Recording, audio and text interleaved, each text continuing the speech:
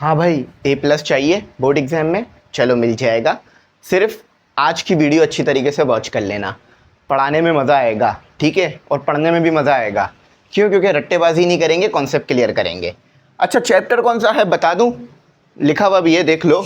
Chapter number 10, general wave properties. अच्छा, अब question कौन से करेंगे बता दूं? चल रहे हैं बराबर में, देख लो भाई। ये जो क्वेश्चन है ना, सन 2027 के बोर्ड एग्जाम के लिए मोस्ट इंपॉर्टेंट क्वेश्चन है। इनको आप लोगों ने नहीं छोड़ना। कॉन्सेप्ट क्लियर कराता हूँ, सारी चीज़ें समझाता हूँ, सारी चीज़ें बताता हूँ, फिर आपको ए प्लस दिलाता हूँ। जस्ट ये एक वीडियो देखो, पूरा chapter number 10 general wave properties के मोस्ट इंपॉर्टेंट क्वेश्चन आपको मिल जाएंगे। चलो शुरू करते हैं। अच्छा, एक चीज़ और बता दूँ, आप लोग बहुत वेट कर रहे हो यार। 4,000 रुपये हमारे बैच की फ़ीस है। कितनी है? 4,000। इसमें आपको कंप्लीट स्टूडेंट पोर्टल मिलेगा। मैं बहुत जल्द आपको दिखा दूंगा कि स्टूडेंट पोर्टल पर तमाम चीज़ें किस तरह से होंगी। आप लोग बैच में इनरोल करो। इस स्टूडेंट पोर्टल पर 4,000 रुपये में पूरे साल के लिए आपके पास तमाम सब्जेक्ट के नोट्स, गैस पेपर का सॉल्व, तमाम सब्जेक्ट के मोस्ट इंपॉर्टेंट लेक्चर्स, इसके अलावा टेस्ट, लाइव क्लासेस, सारी चीज़ें मौजूद हैं। अब किस चीज़ का वेट कर रहे हो भाई? ना करो वेट, जल्दी से बैच इनरोल करो ना। तो एक बार देनी है साल में फीस। कहीं 100 बच्चे इसमें ऑलरेडी इनरोल कर चुके हैं, तो आप भी इनरोल कर लो जल्दी से और अपने बैच का जो है वो एक्सेस ले लो, अपने स्टूडेंट पोर्टल का। चलो, नंबर आ रहा होगा, उस पर कॉन्टेक्ट करके एक्सेस मिलेगा, ठीक है। चलो आ जाओ, पढ़ते हैं। Define the following terms of a wave. Wave क्या होती है? देखा होगा ना, फुटबॉल जब मैच चल रहा होता है तो लोग यूं हाथ उठाते हैं और फिर यूं करते हैं, वो वेव होती है। नहीं भाई, हीट वेव होती है। हीट वेव की बात नहीं कर रहे हैं, यहाँ बात कर रहे हैं वेव की। अब वेव बताता हूँ क्या होती है, कैसे आती है, उसके बाद सारी चीज़ें एक्सप्लेन करता हूँ। Amplitude, period, frequency, wavelength, wave front. अभी सारी चीज़ें आपको क्या लग रही होंगी? बड़ी अनजानी सी लग रही होंगी। 5-10 मिनट बाद ये सारी चीज़ें आपको जान पहचान की लगेंगी। देखो, आप गए समंदर किनारे। कहाँ गए आप? समंदर किनारे गए। समंदर किनारे जाते ही एक जो चीज़ है वो सब करना चाहते हैं कि कोई पत्थर उठा के समंदर में फेंकना चाहते हैं। अब पता नहीं ये क्यों दिल करता है करने का, लेकिन सबको ये दिल करता है कि हम करें एक ना एक बार, ठीक है। आपने फेंका पत्थर। क्या फेंका आपने? पत्थर फेंका। पत्थर फेंका तो क्या क्रिएट हुई? वेव। इसी तरह से आपके पास होता है रेडियो सिग्नल, जिसे हम बोलते हैं, हम जो है वो बोलते हैं ईएम वेव। क्या बोलते हैं हम? EM wave. इस ईएम वेव में क्या होती है? वेव। अब ये वेव दिखती किस तरह की है, इसमें क्या क्या होता है, इसको स्टडी करते हैं। ये आ गई आपके सामने वेव की पूरी डायग्राम। अब इसको अच्छी तरीके से जिस बच्चे ने समझ लिया, जिंदगी आसान, बात क्लियर होगी इंशाल्लाह। ये आ गया आपके पास क्या? X axis. ये आ गया आपके पास वाई एक्सिस। एक्स एक्सिस पे याद रखना मैं रखूंगा टाइम। क्या रखूंगा बच्चों? टाइम। वाई एक्सिस पे मैं क्या रखूंगा बच्चों? लेंथ या डिस्टेंस। क्या रखूंगा? डिस्टेंस। सही है? क्लैरिटी है? मजा आ रहा है पढ़ने में? बात समझ आ रही है भाइयों को? ठीक है। अब देखो, आपने जब पत्थर फेंका, यूं यूं करके वेव पैदा हुई है ना, इसी को स्टडी करते हैं। जब आपने पत्थर यहां पर फेंका तो उस वक्त आपके पास टाइम क्या था? 0 था। जब पत्थर जाके गिरा तो वेव स्टार्ट हुई। क्या स्टार्ट हुई? इस तरह से वेव ऊपर गई, फिर वेव नीचे आई, फिर वेव ऊपर गई, फिर वेव नीचे आई। जिस तरह हमारी ज़िंदगी में हम ऊपर नीचे जाते हैं ना, इस तरह वेव भी कभी ऊपर कभी नीचे। अच्छा, ये वाला डिस्टेंस है नेगेटिव में, ठीक है। यहाँ पर जो डिस्टेंस है वो है नेगेटिव में। थोड़ा सा हम यहाँ लिखते हैं इसे, ठीक है, जगह बल्कि इधर ही लिखते हैं, डिस्टेंस, ठीक है। तो पॉजिटिव नेगेटिव से सब समझ में आ गया। अब देखो, वेव करती क्या है, ये बात याद रखना। वेव क्या करती है? Wave transfer ENERGY, energy. Wave क्या करती है, एनर्जी को ट्रांसफर करती है। समझना कैसे, मुझे यहां पर एनर्जी पहुंचानी है, मुझे यहां क्या पहुंचानी है, एनर्जी पहुंचानी है। यहां पर अगर मैं वेव क्रिएट करूं तो एनर्जी यहां पहुंच गई, है ना। तो वेव क्या कर रही है, ट्रांसफर, एनर्जी को ट्रांसफर कर रही है। देखो यहां पर मेरे पास एनर्जी है, यहां पर नहीं है, तो मैंने क्या किया, यहां पर डिस्टरबेंस पैदा किया, किसी चीज को हिलाया, कोई पत्थर मार दिया, कुछ इस तरह से किया कि यहां डिस्टरबेंस आ जाए, तो वेव आई और यहां पर एनर्जी कर दी मैंने ट्रांसफर। तो वेव क्या करती है भाइयों बहनों, एनर्जी ट्रांसफर करती है। जैसे एक दोस्त दूसरे दोस्त को चुगली करके आपकी इंफॉर्मेशन ट्रांसफर कर देता है ना, इसी तरह वेव भी यहां से यहां पर एनर्जी को ट्रांसफर कर देती है। सही है, लेकिन ये अच्छा वाला ट्रांसफर होता है। अब देखो होता क्या है, समझो यहां पर पार्टिकल था, उसको एनर्जी मिली, अब पार्टिकल डिस्टर्ब होता जा रहा है, ऊपर की तरफ जा रहा है, ऊपर की तरफ जा रहा है, फिर पार्टिकल नीचे की तरफ आ रहा है, फिर पार्टिकल नीचे वाली डायरेक्शन में जा रहा है, फिर पार्टिकल्स ऊपर वाली डायरेक्शन में आ रहे हैं, फिर पार्टिकल नीचे वाली डायरेक्शन में जा रहा है, फिर पार्टिकल और नीचे वाली डायरेक्शन में इस तरह जाता जा रहा है। अब ये एम्पलीट्यूड कहां पर होता है वेव में, देखो यहां पर आपके पास एनर्जी थी, इस पॉइंट पर एनर्जी थी, समझ लो ये इस पॉइंट पर एनर्जी थी, इस पॉइंट पे क्या थी आपके पास, एनर्जी थी, ENERGY। अब ये एनर्जी इस पॉइंट पे भी ट्रांसफर हो रही है, पहुंच रही है। कौन पहुंचा रहा है, वेव पहुंचा रहा है। Wave is a wave transfer energy, ठीक है। अच्छा एस भी लगा लो, ट्रांसवर्स, ग्रामर सही होनी चाहिए। अब देखो एम्पलीट्यूड क्या है, जब आपके पास ये वेव मैक्सिमम डिस्टेंस तक जाएगी, बात समझना, देखो यहां तक भी तो डिस्टेंस कवर हो रहा है ना, ये आपके पास डिस्टेंस है, मैंने क्या बताया था, वाई एक्सिस पे डिस्टेंस है। फॉर एग्जांपल ये 1 है, 2 है, ये 3 है, 3 है, ठीक है, 1 है, 2 है, 3 है, और ये आपके पास टाइम चल रहा है, ये क्या चल रहा है, टाइम चल रहा है, या एंगल भी कह सकते हो इसे आप, ठीक है। अच्छा अब देखो, जब आपके पास, बात समझना जरा ध्यान से सुनना, जब आपके पास ये जो डिस्टेंस है मैक्सिमम तक जाएगा, देखो इसके ऊपर वेव गई नहीं, इसके बाद नीचे आना शुरू हो गई, देखो इसके बाद यहां इस पॉइंट को देखो जरा बच्चों, प्यारे स्टूडेंट्स, इस पॉइंट को देखो, क्या इस पॉइंट के बाद वेव मजीद ऊपर गई नहीं, नीचे जाना शुरू हो गई ना, इसी पॉइंट को बोलेंगे एम्पलीट्यूड। क्या बोलेंगे इस पॉइंट को, सही से लिखता हूं, अच्छा सा लिखता हूं ताकि ना मजा आए पढ़ने में, एम्पलीट्यूड।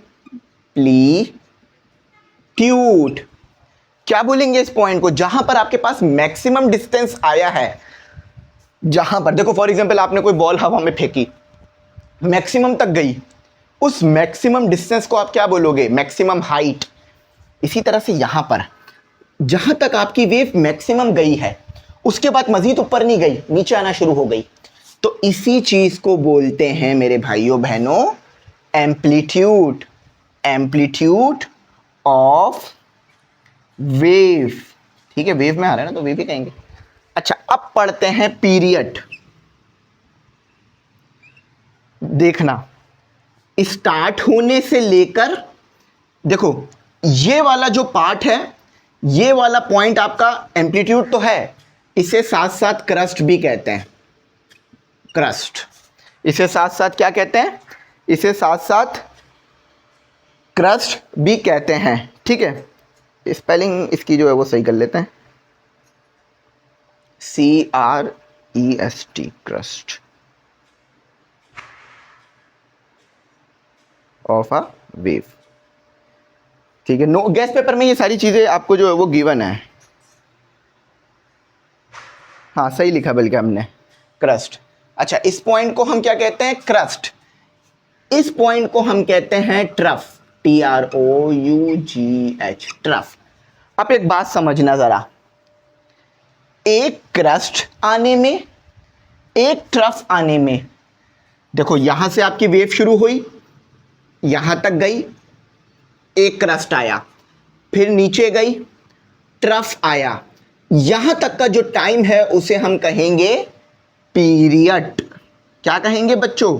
पीरियड। अब देखो इसको, पीरियड को और अच्छा समझने में क्या, और अच्छा किस तरह समझ सकते हो, ये ऊपर वाला हाफ उठाओ, ये ऊपर वाला हाफ उठाओ, ये ऊपर वाला हाफ उठाया, अब ये नीचे वाला हाफ उठाओ, दोनों को मिला दो, दोनों को मिला दो, तो आपको एक सर्कल बनता हुआ नजर आएगा।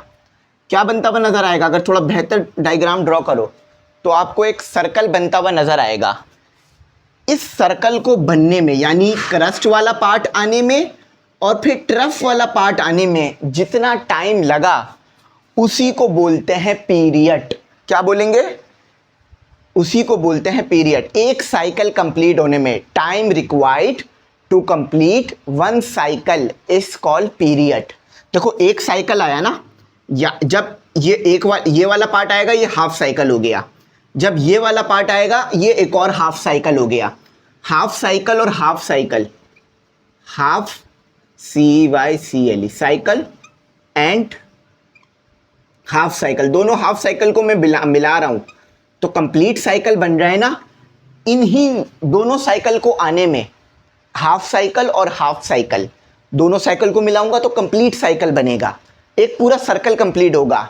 इसी टाइम को बोलते हैं टाइम पीरियड। फॉर एग्जांपल यहां पर मेरे पास टाइम था 0 सेकेंड, फिर टाइम चलता गया, यहां तक आने में मेरे को लगा 2 सेकेंड। कितना टाइम लगा?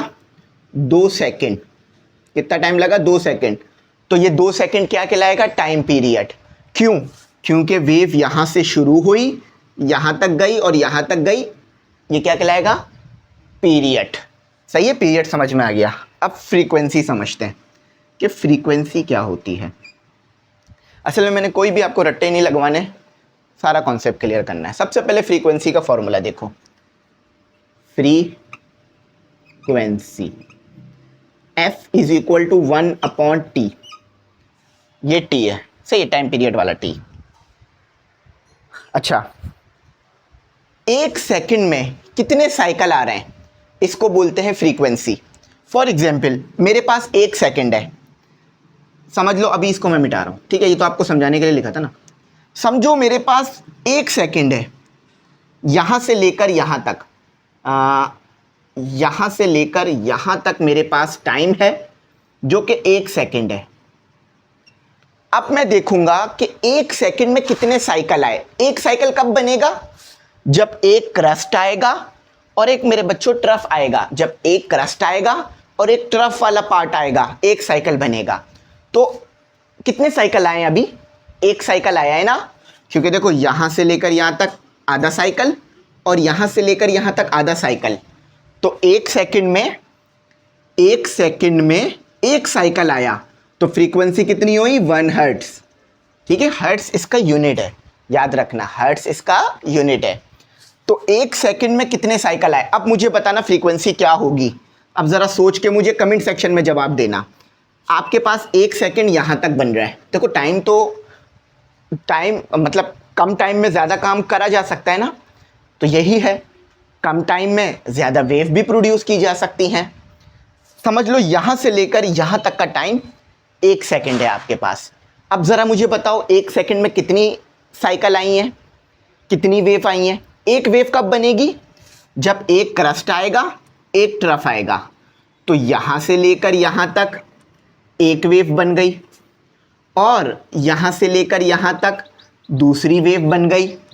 तो क्या फ्रीक्वेंसी आएगी? 2/1 यानी 2 हर्ट्ज। समझ में आई बात? बहुत अच्छी तरह समझ में आई होगी।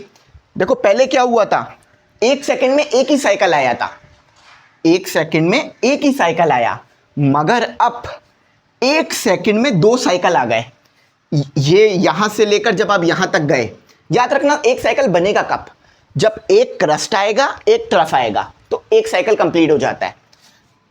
और 0 को टच करना चाहिए, ठीक है, यहां पे टच होना चाहिए, लाइन को टच करना चाहिए। यहां पे शुरू किया, आधा साइकिल आ गया, फिर यहां पे शुरू किया, आधा साइकिल एक और आ गया, 2 आधे साइकिल को मिलाओगे एक साइकिल बनेगा। अब दोबारा यहां से शुरू किया, एक और साइकिल आ गया आधा, फिर एक और आ गया, तो 2 साइकिल हो गए। तो इसका मतलब क्या है? 2 साइकिल, 2 वेव आई हैं। 1 सेकंड में तो 2 हर्ट्ज की फ्रीक्वेंसी हो गई। फ्रीक्वेंसी समझ में आई? अब बहुत अच्छी समझ में आई होगी इंशाल्लाह आपको। ठीक है, अब समझते हैं wavelength. What is wavelength? What is wavelength? ठीक है, वेवलेंथ समझते हैं। अच्छा, मुझे लग रहा है मुझे ऊपर मिटा देना चाहिए ताकि हम जो है वो और अच्छी तरह समझ सकें चीज़ों को। पूरा नहीं मिटा रहा, जस्ट थोड़ा सा मिटा रहा हूँ। सही है। अच्छा, यहां तक आपको सारी चीजें समझ में आ गई? प्रॉपर आपने डायग्राम अपने पास उतार लेनी है। प्रॉपर डायग्राम उतारनी है अपने पास आपने। सही है, अब वेवलेंथ समझते हैं। ठीक है, वेवलेंथ भी आसान है, कोई ज़्यादा मुश्किल नहीं है। बस वेवलेंथ को ना मुख्तलिफ तरीक़ों से डिफ़ाइन किया जा रहा होता है। अब देखो, इसी को ना मैं दोबारा यहाँ बनाता हूँ।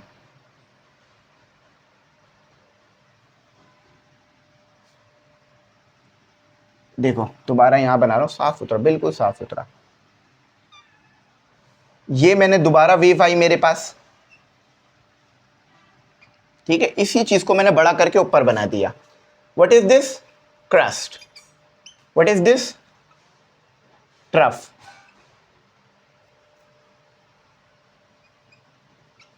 ठीक है, क्रस्ट और ट्रफ। अब देखो, ये भी क्या होगा? क्रस्ट होगा। ये चीज क्या होगी?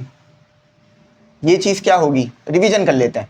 ये चीज आपके पास नो डाउट वेवलेंथ होगी, सॉरी एम्पलीट्यूड होगा, एम्पलीट्यूड। ठीक है, ये भी क्या होगा आपके पास? एम्पलीट्यूड होगा, एम्पलीट्यूड। ठीक है, एम्पलीट्यूड। अच्छा, ये भी एम्पलीट्यूड होगा मगर नेगेटिव में, ये भी एम्पलीट्यूड होगा मगर नेगेटिव में। सही है, इसमें कंफ्यूज नहीं होना। अब देखो, एक क्रस्ट से दूसरे क्रस्ट तक का डिस्टेंस जरा समझना। एक क्रस्ट से दूसरे क्रस्ट तक का डिस्टेंस, ये एक क्रस्ट था, ये दूसरा क्रस्ट था, कंसेक्यूटिव, एक के बाद दूसरा। ठीक है, और आगे नहीं चले जाना। एक क्रस्ट से दूसरे क्रस्ट तक का डिस्टेंस क्या कहलाता है? वेवलेंथ। अच्छा, एक और चीज भी कही जाती है, इसे मिटा देते हैं, लिख लेना। वेव जो है वो एनर्जी ट्रांसफर करता है। ये क्या हो गया आपके पास? ट्रफ। ठीक है, ये दूसरा ट्रफ हो गया। एक ट्रफ से दूसरे ट्रफ तक का डिस्टेंस, इसे भी हम कहते हैं वेव लेंथ। अच्छा, इसका सिंबल होता है लैम्डा, इसका सिंबल होता है लैम्डा। अब इसका unit metre, millimetre, centimetre, nanometre, picometre, कुछ भी हो सकता है। ठीक है, ये सारे लेंथ के यूनिट होते हैं ना, इसमें तो कोई कंफ्यूजन नहीं है। अच्छा, एक और चीज भी वेवलेंथ बनती है, starting point of crust and starting point of wave, ending point of wave, also call wavelength, lambda. समझे? फिर समझाता हूं। देखो, साइकिल स्टार्ट यहां से हुआ, एक साइकिल कब कंप्लीट होगा? यहां से जब स्टार्ट होगा, और जब ये साइकिल चलेगा तो यहां पर तो हाफ हो गया, और जब मजीद आगे चलेगा तो यहां पर क्या हो गया? कंप्लीट हो गया। यहां तक क्या हो गया? 1 साइकिल, CYCLE, साइकिल। और इसे कंप्लीट साइकिल भी कहते हैं, कंप्लीट साइकिल। तो starting point of crest, ending point of trough, also called wave length. अच्छा, अब तीनों को मैंने निकाला, तीनों सेम ही आएंगे। अगर एग्जाम्पल के तौर पे एक को निकाला तो भी 10 मीटर आएगा, दूसरे को निकालूं तो भी 10 मीटर आएगा, तीसरे को निकालूं तो भी 10 मीटर आएगा। समझ में आई मेरे बच्चों, मेरे स्टूडेंट्स? समझ में आई प्यारे स्टूडेंट्स? समझ में आई बात? प्यारे स्टूडेंट्स को बात समझ आनी चाहिए। तो बात समझ आ गई? क्रस्ट से क्रस्ट तक का डिस्टेंस वेवलेंथ, ट्रफ से ट्रफ तक का distance wavelength, starting point of crest, ending point of trough, also called wavelength. अब मुझे बताओ, यहां से यहां तक का डिस्टेंस, यहां से ये एक साइकिल यहां तक का डिस्टेंस क्या कहलाएगा? यहां से A से लेकर B तक का डिस्टेंस क्या कहलाएगा? ये भी वेवलेंथ ही है, क्योंकि starting point of trough, ending point of crest, also wavelength. ये भी याद रख लो अच्छी तरह से। अब पढ़ते हैं वेव फ्रंट। अब क्या पढ़ते हैं? Wave front. के वेव फ्रंट हमारे पास क्या होता है? देखो वेव फ्रंट, समझो ये एक वेव आई, ये एक वेव आई, इसी के साथ ये दूसरी वेव आई, इसी के साथ, बल्कि थोड़ा सा बेहतर बनाता है, थोड़ा सा ना। वेव फ्रंट क्या होता है? अच्छा, अभी थोड़ी देर में ना इन सब का सोल्यूशन भी चलेगा बोर्ड पर, ठीक है? जो गैस पेपर में सॉल्व मौजूद है ना, वो भी चलेगा थोड़ी देर में, सही है?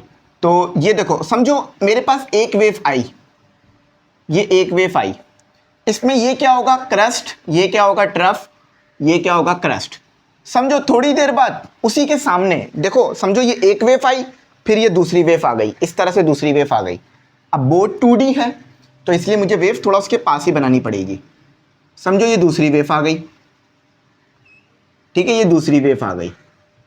अब ये भी क्रस्ट, ये ट्रफ, ये भी क्रस्ट। अब थोड़ी देर बाद एक और वेव आ गई। आप बोलोगे सर आई जा रही हैं, बिल्कुल वेव आई जा रही है भाई, आप मेहनत करोगे तो आपके पास पैसा आता ही रहेगा। ये इस तरह वेव भी है। आप अगर कोई डिस्टर्बेंस क्रिएट कर रहे हो कंटिन्यूसली तो वो वेव आती रहेगी। थोड़ी देर बाद एक और वेव आ गई। आप बोलोगे सर क्या हो रहा है, वेव आती ही जा रही है। बेटा आती रहेगी, जब तक डिस्टर्बेंस चलती रहेगी वेव्स आती रहेंगी, ठीक है? वेव आ गई, तीनों वेव आ गई, ये 4 वेव आ गई। Wave number 1, wave number 2, wave number 3, wave number 4। अब वेव फ्रंट क्या होगा? जब आप इन तीनों क्रस्ट को एक स्ट्रेट लाइन से मिलाओगे, एक सरफेस बनाओगे, इसी सरफेस को कहते हैं वेव फ्रंट। कैसा समझ में आया? किताबी बात समझ नहीं आएगी, वैसे समझ में आ जाएगा सारी चीजें। यही होता है भाई, अगर कोई दिल से पढ़ाए समझाए तो आती है बात समझ। अब देखो, जब आप इन सारे क्रस्ट को मिलाओगे और एक सरफेस बनाओगे, देखो ना इन सारे क्रस्ट को मैंने आपस में मिलाया, मिलाकर क्या किया? कुछ नहीं किया, एक सरफेस बनाने की कोशिश करी मैंने। तो इसी सरफेस को हम कहते हैं, इसी हाइपोथेटिकल लाइन को कहते हैं वेव फ्रंट। अब देखो यहां भी बन सकती है ये लाइन, क्या कहलाएगा ये? Nothing else wave front. यहां भी ये लाइन बन सकती है, क्या कहलाएगा ये? Nothing else wave front. क्या कहलाएगा ये? Wave front. तो क्या कहेंगे इसकी definition? Joining the all same points of waves hypothetical line is called wave front. सही, ये वेव फ्रंट है। अब देखो बराबर में आपके सामने चलेंगे सारे सॉल्यूशन, तो वो आप लोग उतार लो, ठीक है?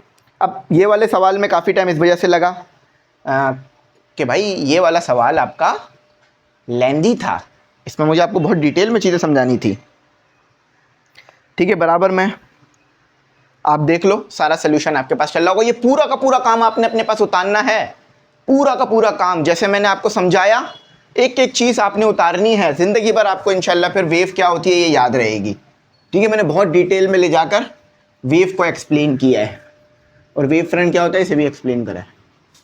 और सिर्फ ये करने की वजह ये है कि आप लोगों को अच्छे से अच्छा समझ में आए। अच्छा, अब हम बोर्ड को ना 2 हिस्सों में डिवाइड करेंगे। एक हिस्से में हमारा क्वेश्चन आएगा, दूसरे हिस्से में हमारा, एक मिनट रुको, डस्टर से कहीं ज़्यादा अच्छा सफाई बोर्ड पर कोई कपड़ा करता है, क्योंकि डस्टर एक ही बार इस्तेमाल होता रहता है तो गंदा हो जाता है। सही, देख लो कैसे प्यारा साफ हुआ है, हो गया ना बिल्कुल नए जैसा। अच्छा, हो सकता है हमारा फोकस शिफ्ट हो गया हो। अच्छा, पहले हम ड्रॉ करेंगे एक अच्छी सी प्यारी सी लाइन जो कि स्ट्रेट ही है, ऑलमोस्ट स्ट्रेट है ना, सही है। अब हम लिखेंगे अपना नेक्स्ट क्वेश्चन जो कि है ब्लू पेन से लिखने के लिए। क्या क्वेश्चन है? Define wave length and drive से मुराद वो गाड़ी वाला ड्राइव नहीं है, यहाँ ड्राइव से मुराद है फाइंड करने वाला। Formula of lambda is equal to V multiply by T. ये फॉर्मूला आपने जो है वो ड्राइव करना है, और साथ ही साथ बहुत आसान फॉर्मूला, मुश्किल नहीं है। और बताना है वेवलेंथ क्या है। अभी थोड़ी देर पहले वेवलेंथ मैंने बताई, मैं फिर बता देता हूँ, ठीक है, फिर बता देता हूँ ताकि आप लोगों को याद रहे। पहले मैं लिख रहा हूँ, अच्छा इसका भी आंसर चलेगा लेकिन पहले कॉन्सेप्ट समझ लो। अच्छा तो क्या डेफिनेशन होगी, पहले आपने क्या करना है, पहले आपने लिखनी है हेडिंग, तो आपने लिखना है वेवलेंथ, LENTH, ठीक है, वेवलेंथ लिख दिया। तो इट इज, ये हेडिंग है, इस तरह कर लो, it is the LINEAR linear distance. अच्छा डायग्राम भी बना दोगे तो बहुत जबरदस्त हो जाएगा। डिस्टेंस बिटवीन टू सक्सेसिव का मतलब होता है एक के बाद दूसरा, successive crust in uh transfer. अच्छा ये आगे आएगा कि ट्रांसफर वेव क्या होती है, ट्रांसवर्स वेव, ट्रांसफर नहीं है, ट्रांसवर्स है। अब देखो मैं बना के दोबारा बता देता हूँ, ठीक है, देख लेते हैं कि ये सही लिखा है हमने। हाँ सही लिखा है। देखो भाई ये आपके पास आ गया क्या, अगेन हमारे पास ये आ गया, ठीक है। तो ये हमारे पास वेव स्टार्ट हुई, इस तरह आगे चलती गई, ठीक है। ये क्या है हमारे पास, एक और ट्रफ भी बना लेते हैं ताकि ना और अच्छा समझ में आ जाए। थोड़ा सा ज़्यादा बना दिया, थोड़ा सा कम बना दिया, अब सही बनाया, ठीक है। तो ये हमारे पास क्या है, क्रस्ट है, अभी थोड़ी देर पहले पढ़ा। ये हमारे पास क्या है, ट्रफ है। ये सिर्फ मैं इसीलिए समझा रहा हूँ ताकि आपको अगेन रिवीजन हो जाए। ये हमारे पास क्या है, अगेन ट्रस्ट है, सॉरी क्रस्ट है, ट्रस्ट नहीं। और ये हमारे पास क्या है, ट्रफ है, TROUG, ट्रफ, ठीक है।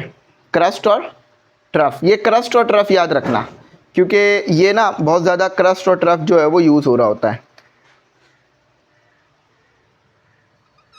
ठीक है। तो एक क्रस्ट से लेकर दूसरे क्रस्ट तक का डिस्टेंस क्या कहलाएगा, वेवलेंथ, लैम्डा, ठीक है। इसका सिंबल क्या होता है, सिंबल याद रखना lambda. It is a linear distance, linear है, स्ट्रेट लाइन में है, इसीलिए इसे लीनियर कह रहे हैं। सक्सेसिव का मतलब होता है एक के बाद दूसरा। देखो अगर मैं एक और वेव बना दूं तो यहां भी क्रस्ट आएगा, तो ये नहीं होगा कि ये वाले क्रस्ट से लेकर ये वाले क्रस्ट तक का डिस्टेंस, नहीं, पहला क्रस्ट आ गया, जैसे ही दूसरा क्रस्ट आएगा दोनों के दरमियान का डिस्टेंस वेवलेंथ होगा, सही है। या फिर दो ट्रफ के दरमियान का डिस्टेंस वेवलेंथ हो जाएगा, या फिर starting point of crest ending point of trust, ये भी वेवलेंथ हो जाएगा, या फिर starting point of trust ending point of crust, starting point of trust ending point of crust, ये भी वेवलेंथ हो जाएगा। तो मुख्तलिफ तरीके से आप वेवलेंथ को डिफाइन कर सकते हो, सही है। अब मेरा सवाल है कि यहां से लेकर यहां तक का डिस्टेंस क्या कहलाएगा, जवाब दो कमेंट सेक्शन में कि ये ए वाला जो डिस्टेंस है ये क्या कहलाएगा, सही है। अब ये समझ में आ गई। अब हमें ड्राइव क्या करना है, हमें ड्राइव करना है here lambda is equal to V multiply by T, ये वाला जो फॉर्मूला है हमें इसे ड्राइव करना है। बहुत आसान फॉर्मूला है, बहुत आसान फॉर्मूला है। Here we use velocity formula. आप चाहो तो जैसे मैं लिख रहा हूं बिल्कुल ऐसे भी लिख सकते हो, या जो आखिर में चलेगा वो भी लिख सकते हो, दोनों ही एक्सेप्टेबल है। Here we use velocity formula. Velocity का फॉर्मूला क्या होता है, हम सबको पता होता है, v is equal to s upon t। What is v, velocity. अब देखो ये चीज भी आपके पास वेलोसिटी है तो इसे तो छेड़खानी नहीं करनी। ये चीज आपके पास टाइम है और ये चीज आपके पास डिस्टेंस है, ठीक है। तो ये रहा आपके पास डिस्टेंस। अब आप बोलोगे सर वो वेवलेंथ है, तो बेटा वेवलेंथ क्या होता है, वेवलेंथ डिस्टेंस ही तो होता है, डिस्टेंस ही तो निकालना है, एक क्रस्ट से लेकर दूसरे क्रस्ट तक का distance, just nothing called wavelength, एक ही चीज है बेटा। अच्छा ये क्या है, टाइम। तो एज वी नो दैट। देखो पहले आप ये बात नहीं जानते थे, एमी इंग्लिश सेंटर से पढ़ने के बाद आप ये बात जानते हो। तो वी तो वी ही रहेगा, इसे बोल लेते हैं इक्वेशन नंबर ए। डिस्टेंस क्या हो जाएगा, वेवलेंथ के बराबर है। टाइम क्या हो जाएगा, टाइम पीरियड हो जाएगा। ठीक है, तो ये क्या है, टाइम पीरियड। अच्छा, put all values in equation ए भाई साहब, तो क्या हो जाएगा, वी लैम्डा टी। आपको क्या चाहिए था, लैम्डा चाहिए था ना, तो lambda V multiply by T, ये आपका आंसर आ गया। बस जस्ट नथिंग, यही काम करना था। कोई ऐसी बात बुरी लगी हो, कोई ऐसी बात समझ नहीं आई हो, कुछ भी ऐसा नहीं है, बस सिंपल एक डिस्टेंस वेलोसिटी का फॉर्मूला यूज किया, here we use velocity formula, और हमने पूरा ड्राइव कर दिया। ये था आपका क्वेश्चन नंबर 2। क्वेश्चन नंबर नहीं डाला, लेकिन डालने की जरूरत नहीं है, क्वेश्चन ही लिख दिया पूरा, तो नंबर डालने की क्या जरूरत है। सही है। अब देखो कितना प्यारा साफ सुथरा मजेदार काम हुआ है ना। इसी तरह इंशाल्लाह अच्छा काम कराएंगे, अच्छा पढ़ाएंगे आपको। अच्छा, इसको रिमूव कर लेते हैं।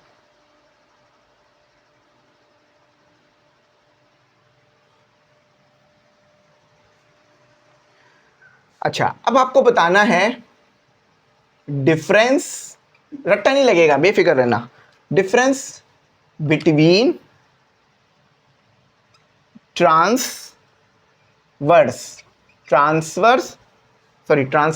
वेव एंड, दोनों ही वेव होती हैं। अब डिफरेंस क्या मैं बताता हूं, लॉन्गिट्यूडिनल वेव। अब इन दोनों वेव पे क्या डिफरेंस है, पहले इस चीज को पढ़ते हैं, बड़ी डिटेल में चलते हैं। तो again I should remove this first, ठीक है।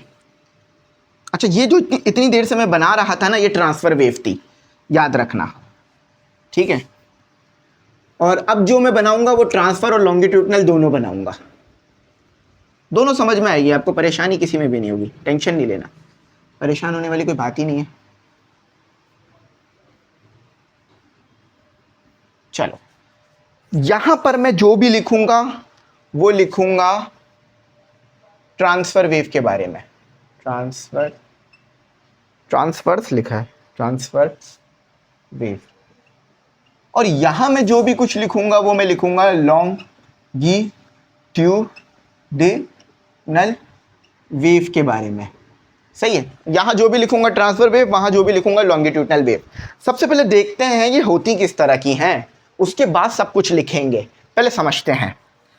देखो, आप गए किसी दरिया किनारे, अब आपको मैंने बताया था ना, दरिया किनारे जाते ही आपको एक चीज दिल करता है कि हम फेंकें इधर पत्थर। क्या फेंकें, पत्थर फेंकें। तो जब पत्थर फेंकते हो तो इस तरह की वेव आती है ना, देखो समझना, समझो यहां पर आपके पास पार्टिकल मौजूद थे। क्या मौजूद थे, पार्टिकल मौजूद थे। सही है। अब जब आपने पत्थर फेंका तो क्या हुआ, डिस्टर्बेंस हुई, पानी में डिस्टर्बेंस हुई, पार्टिकल्स में डिस्टर्बेंस हुई। तो अब आपका पार्टिकल यूं जाने लगा, ऊपर नीचे की तरफ जाने लगा। अब एक बात बताओ, वेव किस तरफ जा रही है, आगे की तरफ। वेव की डायरेक्शन क्या है, ये क्या है आपके पास, डायरेक्शन ऑफ वेव। वेव किस तरफ जा रही है, आगे की तरफ, है ना। देखो ए पॉइंट पे थी, अब बी पॉइंट पे पहुंच गई। मगर पार्टिकल किस तरफ जा रहा है, समझो ये पार्टिकल था, ये पार्टिकल था, ये पार्टिकल था, PARTICL, ये पार्टिकल था। पार्टिकल ऊपर की तरफ जा रहा है। पार्टिकल किस तरफ जा रहा है, ऊपर की तरफ। देखो ना, पार्टिकल ऊपर की तरफ जा रहा है। वेव किस तरफ जा रही है बच्चों, प्यारे बच्चों, वेव किस तरफ जा रही है, आगे की तरफ। वेव आगे की तरफ जा रही है, पार्टिकल ऊपर की तरफ जा रहा है। तो पार्टिकल की डायरेक्शन क्या है, डायरेक्शन ऑफ पार्टिकल। अब दोनों की डायरेक्शन को मिलाता हूं, ये रही मेरे पास मेरी वेव की डायरेक्शन, ये रही मेरे पास पार्टिकल की डायरेक्शन। एंगल किस तरह का बना? 90 का बना। तो वो वेव जिसमें पार्टिकल 90 पर हो, डायरेक्शन ऑफ वेव के, वो वेव जिसमें पार्टिकल डायरेक्शन क्या हो? 90 हो, ऐसी वेव को बोलते हैं ट्रांसफर वेव। किस वेव को ट्रांसफर बोलेंगे? कि जिसमें पार्टिकल तो ऊपर की तरफ जाए और जो आपकी वेव है वो दूसरी तरफ जाए, स्ट्रेट जाए। तो इसी वेव को कहा जाता है ट्रांसफर वेव। इसकी अगर मैं डेफिनेशन लिखना चाहूं किताबी, तो क्या लिखा जाता है? पार्टिकल समझा दिया ना मैंने आपको। दूसरा मार्कर ले लेते हैं, नहीं चल रही। पार्टिकल्स ऑफ द मीडियम, चाहो तो ये भी लिख लो, मीडियम वाइब्रेट यानी ऊपर जा रहे हैं फिर नीचे आ रहे हैं, ऊपर जा रहे हैं नीचे आ रहे हैं, सही है। Vibrate perpendicular. अब परपेंडिकुलर क्या होता है मैं समझाता हूं। Perpendicular to the direction of wave motion is called TRAN, trans, spelling देख लेते हैं, ट्रांसवर्स वेव। सही है। देखो परपेंडिकुलर का मतलब 90 का एंगल बनाना।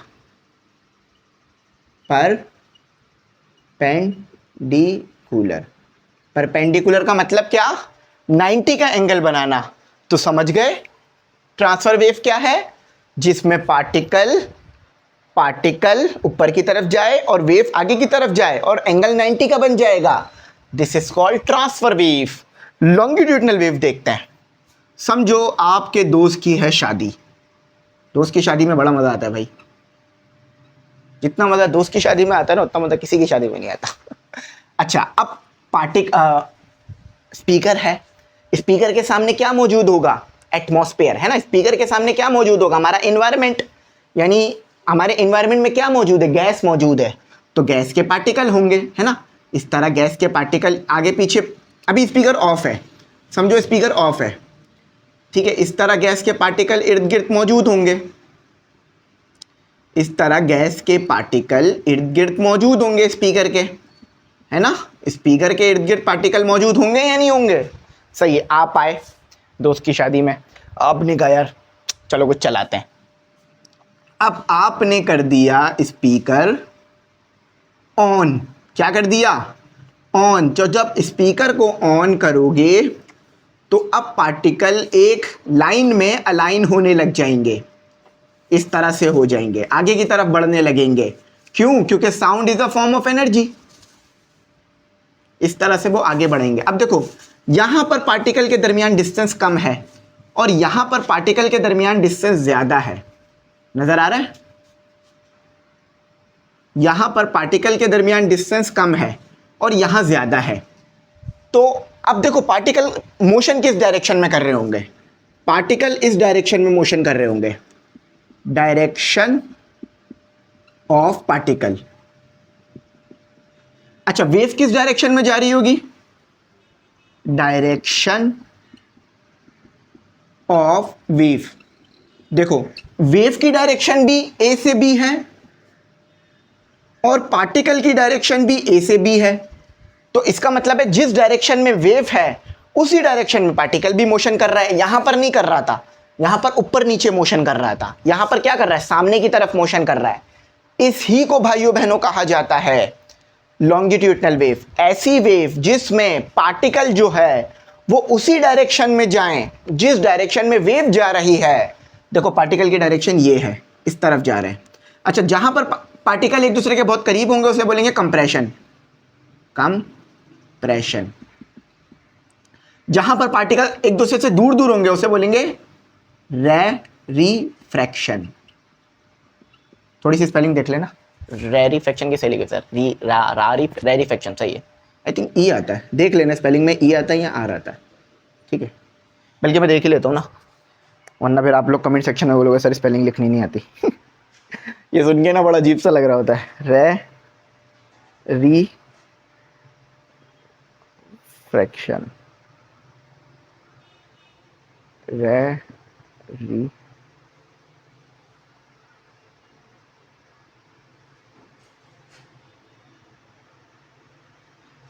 हाँ सर पहले से ही लिखी थी मैंने, री फ्रैक्शन नहीं होता, फैक्शन होता है। थोड़ी सी स्पेलिंग में गलत है, ये ए है, ये भी ए है, ठीक है। रेरिफेक्शन सही है। अब समझ में आया। अब एंगल क्या बन रहा है? इस डायरेक्शन में पार्टिकल है, इसी डायरेक्शन में वेव जा रही है, तो एंगल क्या बन रहा है? 0। यहां एंगल क्या बना? 0 एंगल, 0 डिग्री। यहां पे एंगल 0 डिग्री बना, यहां पर एंगल 90। अच्छा याद रखना, जब ये एम्पलीट्यूड आता है तो इस वक्त आपके पास वेवलेंथ होती है λ/2, इस वक्त वेवलेंथ होती है लैम्डा, इस वक्त होती है 3/2 लैम्डा, और इस वक्त होती है 2 लैम्डा। सही है। अक्सर ये लिखा हुआ होता है इसलिए बता रहा हूं।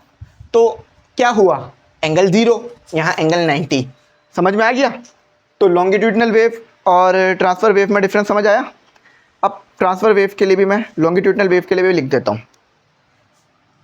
PAR, particle of the medium vibrate parallel to the direction of wave motion is called longitudinal wave। समझ गए? लॉन्गिट्यूडनल वेव क्या है और ट्रांसफर वेव क्या है। दोनों को मैंने बहुत अच्छा विद डायग्राम विद एग्जाम्पल समझाया है, तो मुझे उम्मीद है मेरे हर स्टूडेंट को बहुत अच्छी तरह से बात समझ आई होगी। अब इसी तरह न्यूमेरिकल भी कराऊंगा। अभी हम कौन से क्वेश्चन बताया था? मतलब तीसरा चौथा क्वेश्चन था हमारा, ठीक है। अब हम अपना बढ़ेंगे क्वेश्चन नंबर, कौन सा क्वेश्चन? 4, 5। पहले ये मिटा लेते हैं वरना फोकस शिफ्ट हो जाएगा। सही। अच्छा अब हम बढ़ेंगे अपने क्वेश्चन नंबर, और ये क्वेश्चन जितने भी मैं क्वेश्चन अब तक करा रहा हूं सबके आगे एयर मेंशन है। गेस्ट पेपर जब लोगे, पोर्टल में एक्सेस लोगे, तो वहां पर एयर मेंशन होगा। Define the frequency of wave. Again derive करना है, लेकिन अब कुछ और। Derive the formula of speed of wave speed, या स्पीड ऑफ वेव एक ही बात है, कोई मसला नहीं। B is equal to F lambda. पुराना फॉर्मूला याद करो, कुछ कुछ याद आ रहा होगा, ये उसी से ड्राइव होगा। अब मैं बताता हूं कैसे करना है इसे ड्राइव। परेशान होने वाली कोई बात नहीं है, जब तक surface here. Why are you fair? क्यों डर रहे हो? जब तक हम हैं यहाँ। बाल सही कर लेगा, अच्छा लगना है ना। बाल सही होने चाहिए। चलो अब देखो, इस टाइम पे जो होता है ना, वीडियो के इस टाइम पे मैं काफ़ी कंफर्टेबल हो जाता हूँ। ऐसा लगता है आप लोग सामने बैठे हुए हो। जो मैं अपने फिजिकल कोचिंग में पढ़ाता हूँ ना, फिजिकल कोचिंग है हमारा नॉर्थ नाज़माबाद, सरीना मोबाइल मार्केट के सामने। नॉर्थ नाज़माबाद में जो बच्चे हैं अमूमन सब वहीं आ रहे होते हैं हमारे पास। तो वहाँ पर ना मैं काफ़ी जो है ना हंसी मजाक करके पढ़ाता हूँ, लेकिन ऐसा नहीं है कि ज़्यादा हंसी मजाक कर रहा होता हूँ, बिल्कुल नॉर्मल सा, छोटा मोटा कोई जोक कर दिया, छोटा मोटा कोई बात बोल दी। हाँ लेकिन बच्चों को बुरा नहीं लगता बिल्कुल भी, क्योंकि बच्चों को मैं पॉइंट नहीं करता, ये मेरी आदत है, अल्लाह का शुक्र है। मेरे लिए तमाम बच्चे एक जैसे हैं, चाहे वो फर्स्ट बेंच पे बैठे हुए हों या लास्ट बेंच पे बैठे हुए हों। और मैं हमेशा ये करता हूँ, लास्ट बेंच वालों को फर्स्ट पे, फर्स्ट वालों को लास्ट पे, माशाल्लाह से अच्छा पढ़ाते हैं। तो वहाँ पर मैं काफ़ी हंसी मजाक करता हूँ, ये सारी चीज़ें वहाँ पर बड़ी डिटेल में समझा रहा होता हूँ। यहाँ भी डिटेल में समझाता हूँ, या ज़्यादा डिटेल में समझा रहा होता हूँ, यहाँ ज़्यादा डिटेल में समझा रहा होता हूँ, वहाँ भी डिटेल में समझा रहा होता हूँ। तो बस बताना ही चाह रहा हूँ कि इस वक्त तक मैं बड़ा कंफर्टेबल हो जाता हूँ पढ़ाते पढ़ाते। ऐसा लगता है आप लोग सामने बैठे हुए हो, सुन रहे हो, और सुनोगे इंशाल्लाह जब ये देखोगे तो। आ जाओ, define the frequency of wave. अच्छा, क्या होती है फ्रीक्वेंसी, तो हम डिफाइन कर चुके हैं ना। थोड़ी देर पहले हमने फ्रीक्वेंसी पढ़ी है, मार्कर उठा लेता है। अच्छा, फ्रीक्वेंसी क्या होती है, पहले वो लिखते हैं, frequency, it is the NUMBER number of complete waves produced produced by a source per second। ठीक है, कितनी नंबर ऑफ वेव्स आ रही हैं, it is a number of complete wave. देखो, वेव भी लिखा जा सकता है, कंप्लीट वेव भी लिखा जा सकता है, कंप्लीट वेव लिखने से ज्यादा अच्छा डिफाइन होता है। तो कितनी नंबर ऑफ वेव आ रही हैं एक सेकंड में, ये फ्रीक्वेंसी होती है। अब आओ, आपका छोटा सा टेस्ट लेता हूं, अभी क्लास में लेता हूं टेस्ट। जरा बोलना बच्चों, समझाना मुझे जरा, कितनी वेव आई, कमेंट सेक्शन में जवाब देना इसका।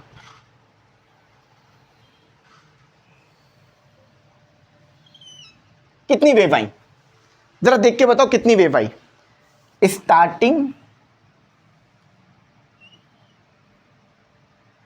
Starting point, ending point, starting point, ending point. अच्छा, ये एक हो गई, ये दो हो गई, ये आधी आई है, हाफ आई है। अब यहां से लेकर यहां तक कितनी वेव हो गई, एक वेव हो गई, एक कंप्लीट वेव हो गई। क्या हो गई, एक साइकिल कंप्लीट हो गया। देखो, चाहे इसे लिखो कंप्लीट वेव, चाहे इसे लिखो कंप्लीट वेव, कंप्लीट वेव और कंप्लीट साइकिल, एक ही बात है। परेशान नहीं होना, किसी बुक में कंप्लीट वेव लिखा हुआ मिलेगा, किसी बुक में कंप्लीट साइकिल लिखा हुआ दे देंगे, कोई परेशानी वाली बात नहीं है। यहां से ए पॉइंट से लेकर बी पॉइंट तक एक वेव आई है, बी पॉइंट से लेकर सी पॉइंट तक या एक वेव आई है या दूसरी वेव आ गई, दो वेव हो गई, सही है। अच्छा, ए से लेकर सी तक में टाइम कितना लगा, ए से लेकर सी तक में टाइम लगा आपको, कितना लगा, 1 सेकेंड, 1 सेकेंड लगा, ठीक है। अब फॉर्मूला याद रखना, formula of frequency, frequency formula, F is equal to wave और टाइम। अच्छा, यहां पर जो टाइम है वो कौन सा वाला टाइम है, टाइम पीरियड वाला टाइम है, पीरियड। इसको आप ऐसे भी लिख सकते हो 1 डिवाइडेड बाई टी। इस फॉर्मूले को ऐसे भी लिखा जा सकता है, F is equal to 1 divided by T, तो कंफ्यूज नहीं होना। अब देखो कितनी वेव आई, दो वेव आई, कितनी वेव आई, दो वेव आई, कितना टाइम लगा, 1 सेकेंड लगा ना, सही है। बल्कि इसे सिर्फ टाइम कहो, टाइम पीरियड नहीं है, टाइम है, तो 1 सेकेंड लगा। तो फ्रीक्वेंसी कितनी निकल कर आई, 2 हर्ट्स। समझ गए बात, समझ गए, सही है। अब छोटा सा होमवर्क दूंगा। देखो, यहां पर दो वेव आई थी ना 1 सेकेंड के अंदर। अब देखो, थोड़ा सा सिनेरियो चेंज कर रहा हूं। अब फ्रीक्वेंसी बताना कमेंट सेक्शन में क्या है, ठीक है। वीडियो को यहां पर मार्क करना, इसका टाइम मार्क करना और बताना, सही है। क्या जवाब आएगा, यहां से लेकर यहां तक मुझे लगा, बल्कि थोड़ा सा पीछे लेके जाओ, यहां से लेकर यहां तक मुझे लगा 1 सेकेंड, और वेव कितनी आई वो आप देख लो। यहां से लेकर यहां तक कितनी वेव आई वो आप देख लो। तो यहां पे फ्रीक्वेंसी की वैल्यू क्या होगी ये आपने मुझे बतानी है कमेंट सेक्शन में, ठीक है। लिखना क्वेश्चन नंबर 4 का जवाब क्या आएगा, F is equal to dash. अगर आपको बात समझ में आ गई है तो आप बता लोगे, कोई मुश्किल नहीं होगी। अब क्या ड्राइव करने जा रहे हैं, v is equal to F lambda, कोई परेशानी वाली बात ही नहीं है। Here v use velocity formula क्या होता है वेलोसिटी का formula? v is equal to S upon T. v क्या है? वेलोसिटी। s क्या है? डिस्टेंस। t क्या है? टाइम पीरियड कर लेते हैं इसे, टाइम पीरियड। अच्छा, अब हेयर देखो, एक वेव में हम डिस्टेंस को s बोलते हैं। देखो यहां से लेकर यहां तक हम इसे वेवलेंथ बोल रहे होते हैं अमूमन, है ना, मैंने अभी थोड़ी देर पहले पढ़ा है ना। तो जैसा कि हम जानते हैं s is equal to lambda, इसे बोल लेते हैं a। t is equal to capital T, v तो जस्ट v ही रहेगा, है ना। तो फाइनल में क्या निकल कर रहा है? v is equal to lambda upon T. अब जरा छोटी सी एक चेंज कर लो, लेमडा को अलग कर लो, 1/t को अलग कर लो। अब पूरे बोर्ड पे बताओ 1/t किसके बराबर लिखा था मैंने? पूरे बोर्ड पे देखो कहीं लिखा हुआ है। हाँ, एज वी नो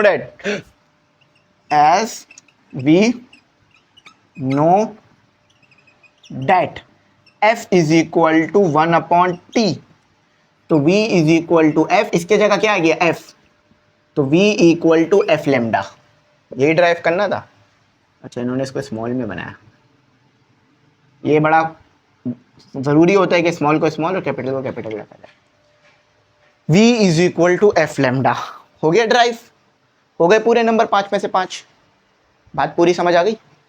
बिल्कुल आ गई सर, ठीक है। अच्छा, ये आखिरी था हमारा क्वेश्चन नंबर 4 था या 5 था?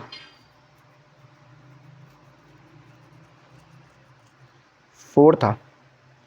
अच्छा, आओ अब न्यूमेरिकल करते हैं।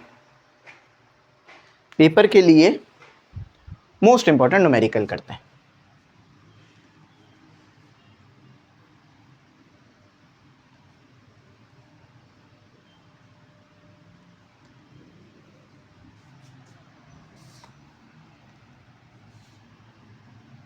अच्छा, न्यूमेरिकल अगेन में वही है कि यहाँ पे लिखूंगा और आपको एक्सप्लेन करूंगा और फिर आपको आगे समझाऊंगा।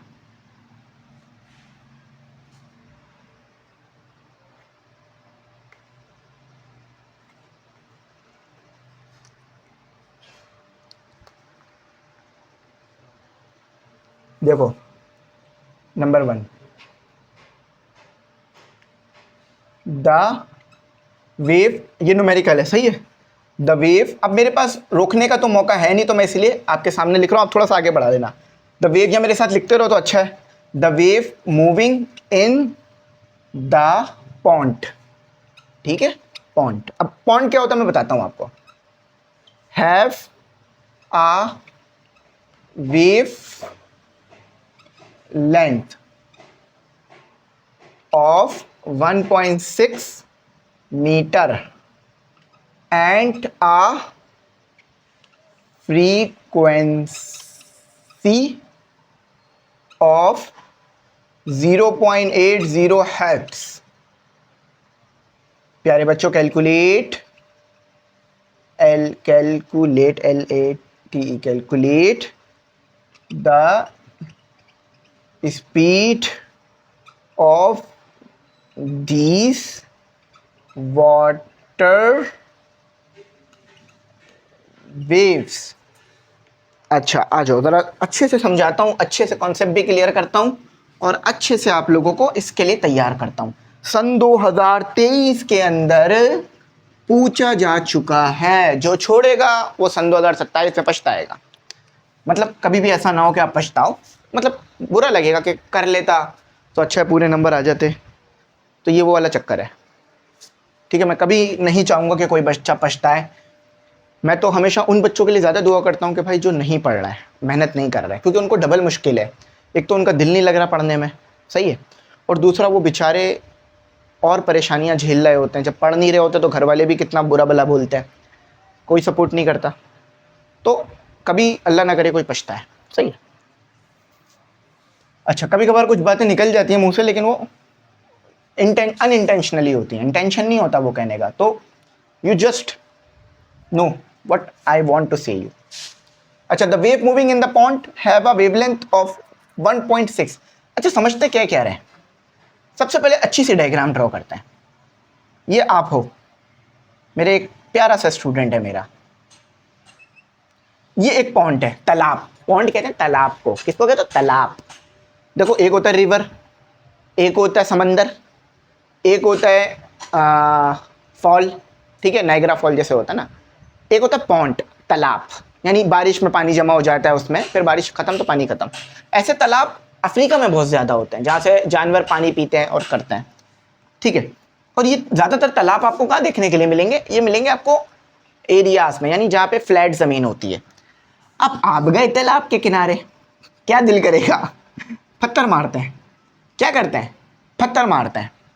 आपने पत्थर मारा, पत्थर मारोगे तो क्या पैदा होगी? वेव पैदा होगी। अब इस वेव के पास क्या क्या हो सकती है? वेव है तो इसके पास फ्रीक्वेंसी भी होगी, वो देखते हैं दी हुई है नहीं दी हुई। इसके पास वेलोसिटी भी होगी, क्योंकि वेव मोशन कर रही है ना आगे। इसके पास वेवलेंथ भी होगी, जो कि आपको पता है कि अब वेवलेंथ क्या होती है। नहीं पता, थोड़ा सा लेक्चर को पॉज करके देख लो, पीछे रिवाइंड करके देख लो। अब हम डालते हैं सबसे पहले गिवन डेटा की हेडिंग, गिवन डेटा। फिर हम डालेंगे टू फाइंड की हेडिंग, टू फाइंड। क्या गिवन है? A wave moving in a pond. ये वेव पॉन्ड में मूव कर रही है। Have a wavelength. वेवलेंथ कितनी दी हुई है? देखो, वेवलेंथ होगी ना, क्रस्ट से क्रस्ट तक का डिस्टेंस वेवलेंथ होगी, तो कितनी है? 1.6 मीटर। और फ्रीक्वेंसी कितनी है? 0.80 हर्ट्ज। पता क्या करना है? Velocity. Velocity solution formula v equal to F lambda. v equal to F lambda. f कितना है? 0.80, 1.6। Final answer.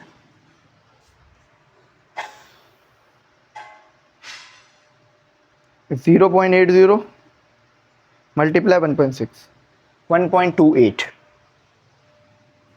1.28 मीटर पर सेकेंड। क्लैरिटी? बात समझ आई? फील हुआ कॉन्सेप्ट? और यही फाइनल आंसर भी था, 1.28 मीटर पर सेकेंड। अच्छा, यूनिट ऐसे लिखा हुआ है, v equal to 1.28 metre second inverse. तो इसमें कोई मसला तो नहीं है ना, दोनों यूनिट सेम ही है।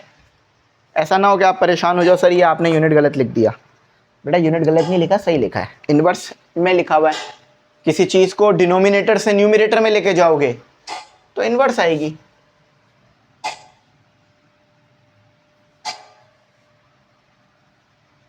चलो,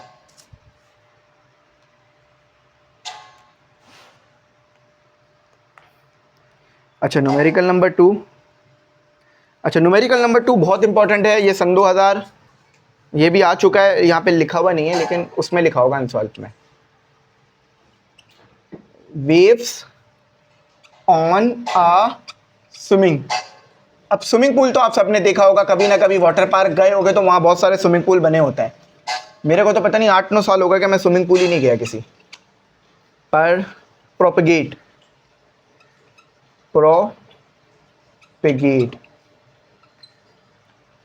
at 0.90 मीटर पर second if you splash. Splash का मतलब मैं आपको बताता हूं भी क्या होता है। आप मेरे साथ इसे उतारते रहो। Splash the water at one end of the pool. Observe, OBSERVE, observe the wave go to the opposite end और रिफ्लेक्ट। अभी सारी चीज़ें आपको मैं समझाता हूँ, बस मुझे इसे लिखने दो। Reflect and return in 30 second. How far away is the other end of the pool. अब देखो समझाता हूँ क्या कह रहा है। ये आपका न्यूमेरिकल है, बस ये दो ही न्यूमेरिकल दिए हैं, ज़्यादा न्यूमेरिकल नहीं है। तो इन्हें आपने, अच्छा मैंने कहा था ना फोकस शिफ्ट हो जाएगा। चलो, असल में जब भी बोर्ड मिटाओ और दोबारा लिखो ना, फोकस शिफ्ट हो जाता है।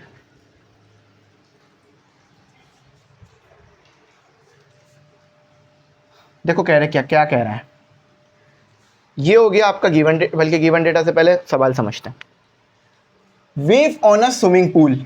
समझो ये आपके पास स्विमिंग पूल है, जो लिखा हुआ फौरन डायग्राम बना लो।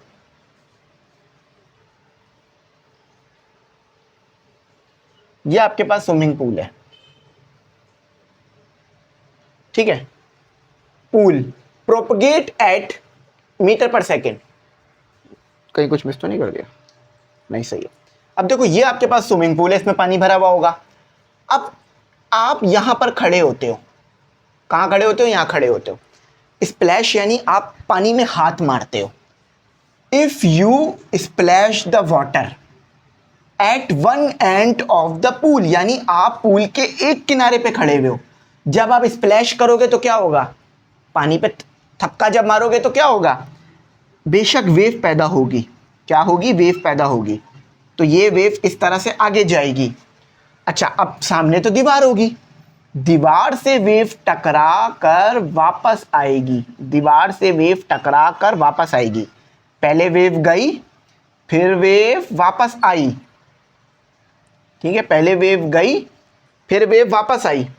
अब वो ये पूछ रहे हैं ऑब्जर्वर यानी जो भी देख रहा होगा, the wave to go to opposite end, यानी पहले वेव यहां से शुरू हुई ए पॉइंट से और बी पॉइंट पे गई, बी पॉइंट से टकरा कर दोबारा सी पॉइंट पर आई या ए पॉइंट पे वापस आई, रिफ्लेक्ट। अच्छा, ये सब होने में कितना टाइम लगा? 30 सेकेंड लगा। अब लिखते हैं गिवन डेटा टू फाइंड। ये सब होने में कितना टाइम लगा? t is equal to 30 second. How far? अच्छा, अब यहां से लेकर, अब ये पूछ रहे हैं ए से लेकर बी तक का डिस्टेंस कितना है? ए से लेकर बी तक का डिस्टेंस कितना है, ये आपसे पूछ रहे हैं। चाहो तो स्मॉल डी लिखो, कैपिटल डी लिखो, वो आप लोगों के ऊपर डिपेंड करता है।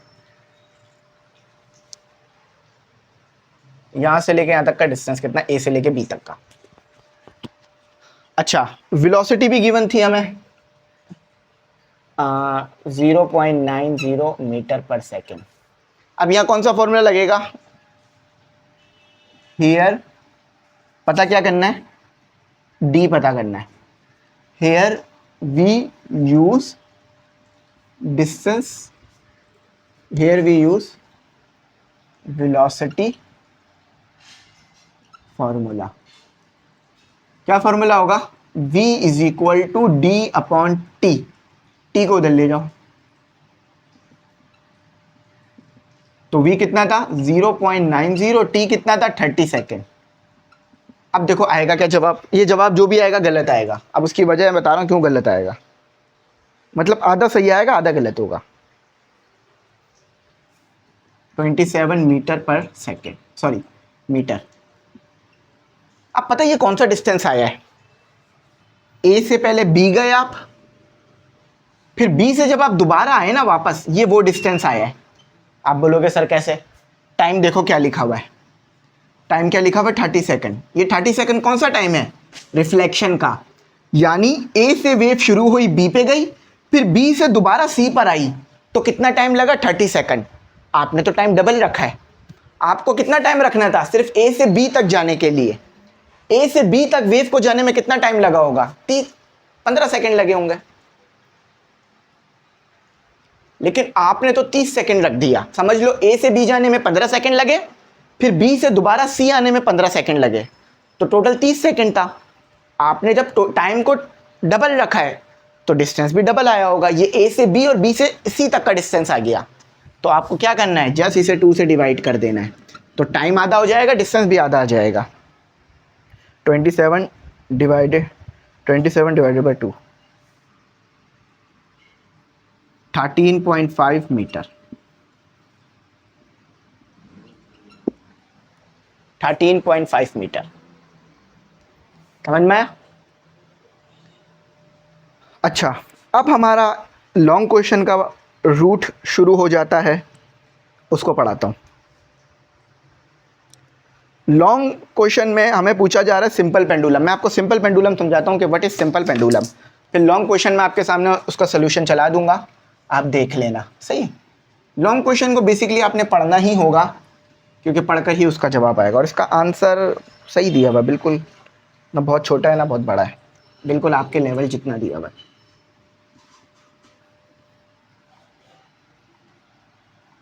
अब क्वेश्चन नंबर 2 देखते हैं।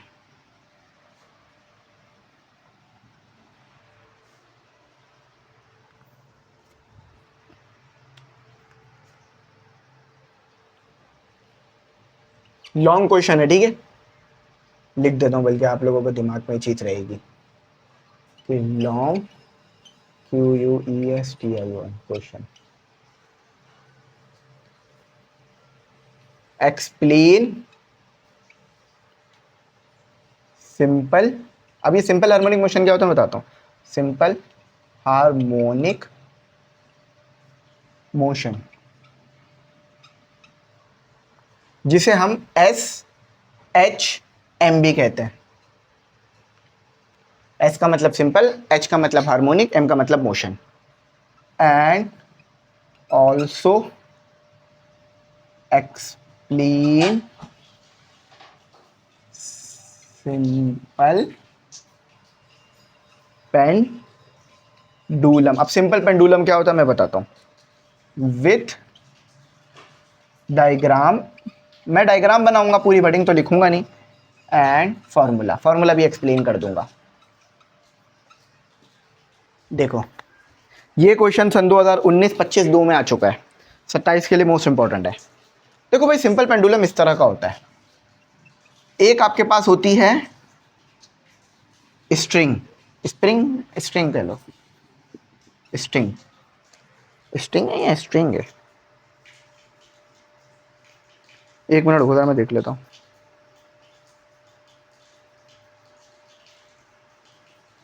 हाँ सही है, स्ट्रिंग सही है। एक आपके पास रस्सी लटकी हुई है, इसे हमने बोल दिया स्ट्रिंग। इसको थोड़ा सा हमें कहीं और बनाना पड़ेगा, यहाँ बना लेता है स्ट्रिंग। इस रस्सी को जिससे ये लगा हुआ होगा इसे स्ट्रिंग बोलेंगे। आगे आपके पास लगा भी है एक लोहे की बॉल या मेटल बॉल। अच्छा, अब जब मैं इसे यूं धक्का दूंगा तो ये क्या होगा, यहां पर आएगा। तो क्या यहां के रुक जाएगा? जैसे ही छोड़ूंगा तो ये आगे की तरफ जाएगा।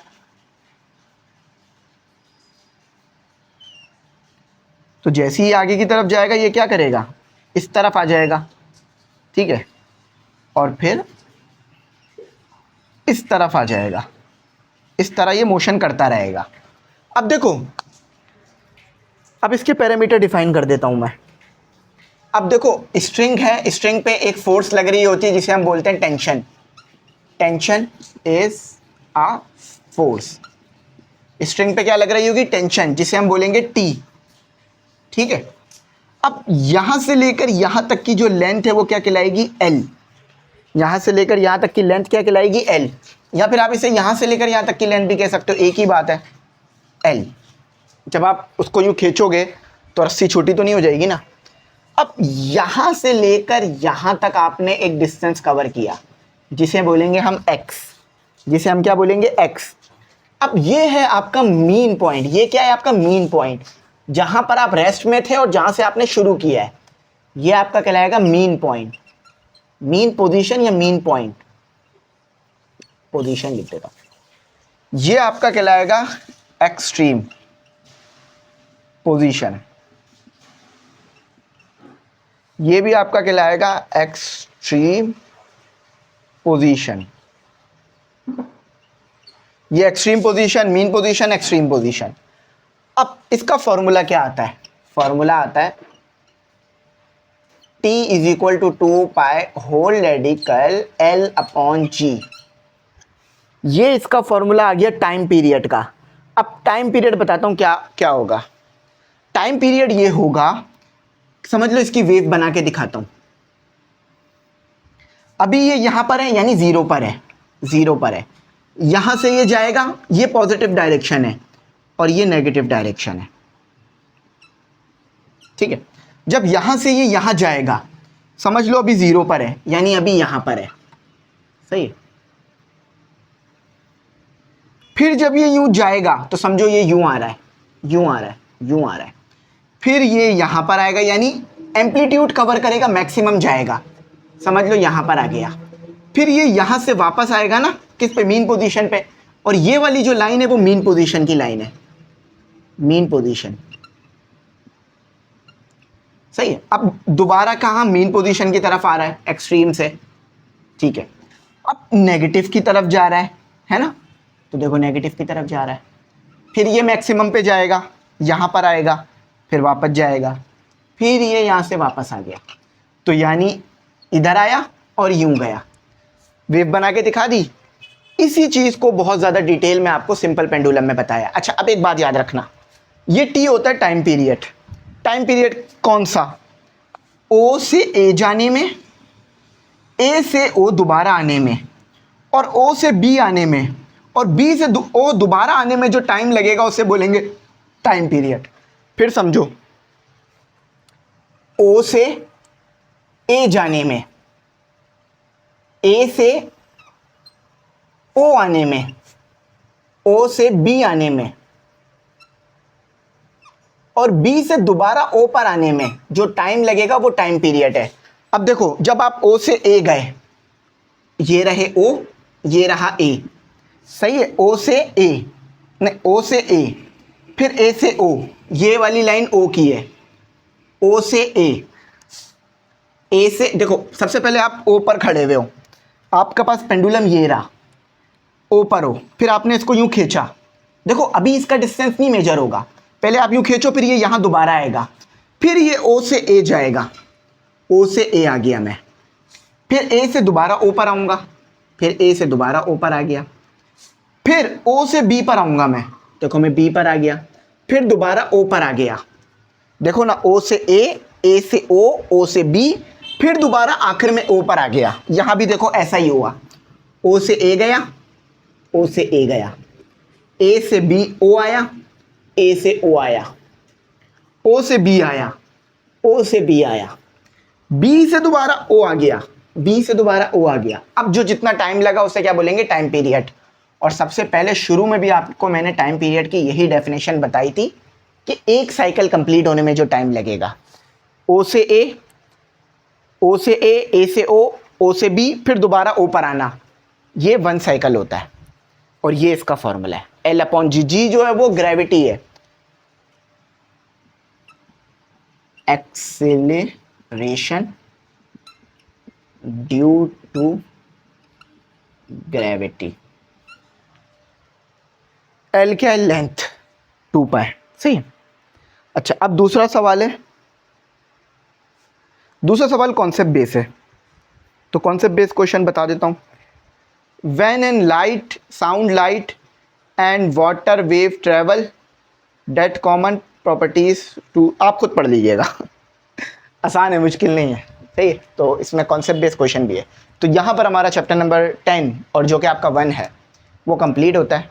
तो मैं उम्मीद करता हूँ मेरी बात आपको समझ में आई होगी। यहीं तक रखते हैं। Thanks for watching. अल्लाह हाफिज़। कीमती दुआओं में ज़रूर याद